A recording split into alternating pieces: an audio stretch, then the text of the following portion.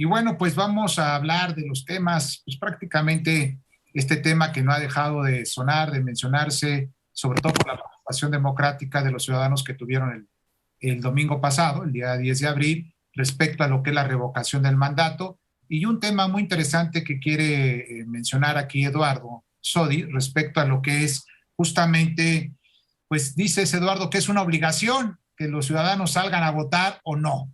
Y este es el tema que vamos a discutir el día de hoy. Este es el tema exactamente, Bernardino, porque el día de ayer el titular de la Unidad de Inteligencia Financiera, la Secretaría de Hacienda, Pablo Gómez, se atrevió a decir, y así lo digo, se atrevió a decir que los ciudadanos que no fuimos a votar el pasado 10 de abril habíamos incumplido con una obligación. Que al incumplir con la obligación deberíamos de ser sancionados con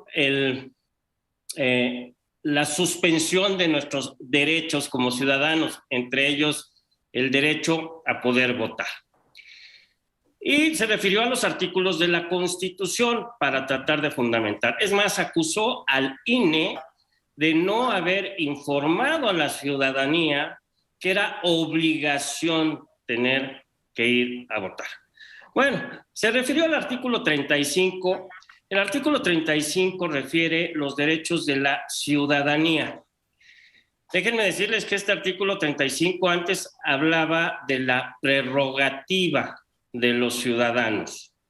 Y después se modificó a que el título quedara como el primer párrafo de los derechos de los ciudadanos y ahora es de los derechos de la ciudadanía. Y desde luego el artículo 36 establece que hay obligaciones de los ciudadanos, entre ellos votar en las elecciones populares, votar en las consultas populares y votar en la revocación de mandato. Este artículo ha tenido modificaciones para incluir estos nuevos términos de democracia participativa, como la consulta popular y la revocación de mandato. Por su parte, el artículo 38, que es en el que Pablo Gómez, el titular de la Unidad de Inteligencia Financiera, establece la sanción, indica que quien no vaya a votar podrá ser suspendido en sus derechos. Pero a ver, es un derecho, número uno. Entonces aquí hay una paradoja. En primer lugar, es un derecho, y un derecho no puede ser el derecho que es potestativo, puedo o no puedo hacerlo, yo ejerzo mis derechos. Por el otro lado, nos dicen es una obligación. Entonces, o es un derecho o es una obligación. Vamos a dejarlo, yo coincido, es un derecho, es mi libertad de manifestarme. Vaya, si la Corte ha determinado que las mujeres tienen derecho a decidir sobre su cuerpo y poder concluir el embarazo en cualquier etapa del mismo como un derecho, pues cuanti más el derecho a ir a votar o no, pues es el propio del ciudadano. Yo decido, porque además una forma de expresar mi voluntad en cualquier tipo de elección sería abstenerme, como un derecho de no acudir a las urnas, porque simple y sencillamente ningún candidato me llama la atención. Porque si fuera una obligación, lo que hizo nuestro presidente de acudir a votar y burlarse y poner viva Zapata y enseñar su elección, pues también no lo deberíamos dejar votar nunca más, porque no solo se acudió a votar, pero enseñó que canceló su boleta, ¿no? Sí. Anuló, exactamente. Entonces, bueno, eso es una burla. Anulación de votación, sí, en el conteo se llama anulación, ¿no? Anulación. Así es. Ahora, para efecto de la gente que nos escucha, no hay una ley que establezca cómo se puede sancionar a 76 millones de ciudadanos que no fuimos a acudir.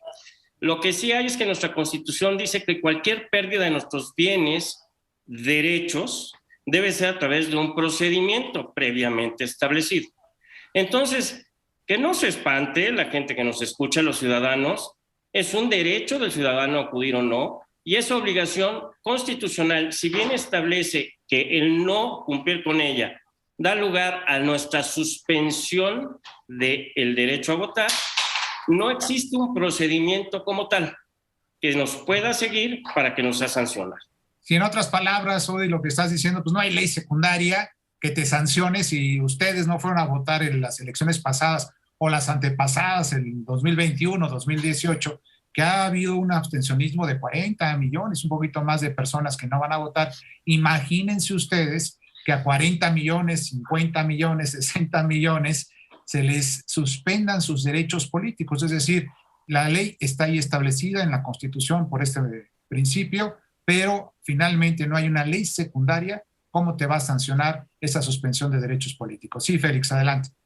Fíjate, un voto a favor es una postura, un voto en contra es una postura, anular en voto es una postura y la abstención es una postura, y más en una elección en donde solo se presentaba una persona.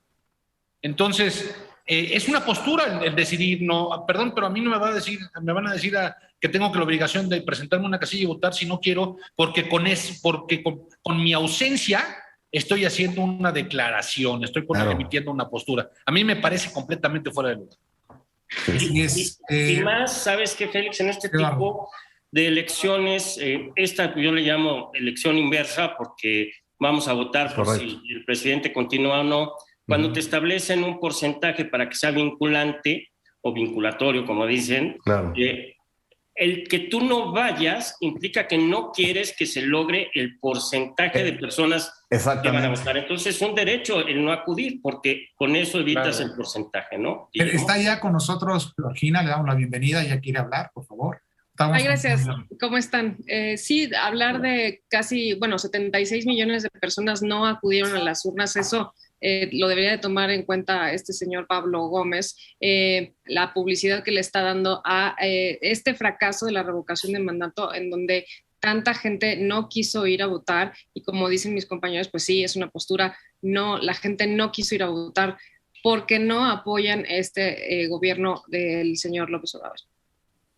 Muy bien, Carolina. Guillermo, adelante. Mira, hay varios temas. Yo creo que estos son patadas de ahogado, porque el 15 de octubre del 2021, Andrés Manuel López Obrador declaró que si no llegaba al 40% en la votación, dejaba su puesto, ¿sí? En las votaciones anteriores, en la consulta para el tema del presidente, de enjuiciar a los presidentes, y en la votación donde ganó el señor López Obrador, jamás se comentó que era una obligación el votar. Entonces, esto debe de estar totalmente vinculado a que no lograron el objetivo del 40%. Efectivamente, Guillermo, pero yo nada más quiero decirles algo que es todo contradictorio de lo que estamos diciendo aquí mismo. La Constitución, en la fracción tercera, artículo 36, nos señala que es una obligación votar en las consultas populares, en las elecciones y en la revocación del mandato. Entonces, ahí está ese primer principio, claro, pero las elecciones, la consulta popular y la revocación del mandato tienen formas de participación distintas, que a lo mejor las mismas reglas no se deben de aplicar en un momento determinado. Nos quedan unos segundos, Eduardo, para concluir. Yo pienso, al igual que Guillermo, lo que están tratando de hacer es generar a la gente una preocupación para que acudan a votar en mayor número, ¿sí? Y bueno, pues esto lo estamos viendo hasta con la reducción del número de porcentaje que quiere el presidente. Muy bien.